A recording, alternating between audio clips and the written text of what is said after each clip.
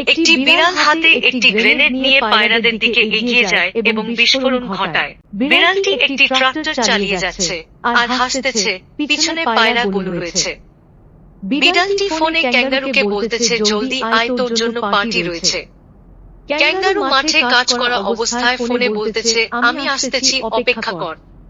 ক্যাঙ্গারুটি সাইকেলে করে বিয়ারের বোতল নিয়ে মনের আনন্দে যাচ্ছে। পরে বিড়ালের সাথে বসে বিয়ার খাচ্ছে। বিড়ালটি চেয়ার থেকে পড়ে যায়। ক্যাঙ্গারুটি বিড়ালটিকে একটি গাছের সঙ্গে বেঁধে রেখে ফোনে পান্ডার সাথে কথা বলতে থাকে। পান্ডা তখন গোসল করতেছে আর বলে, ওকে বম মেরে উড়িয়ে দেব, ধরে রাখ, আমি আসতেছি। পান্ডা বাঁশের তৈরি একটি ট্যাঙ্ক বানাচ্ছে এবং তা চালিয়ে যাচ্ছে।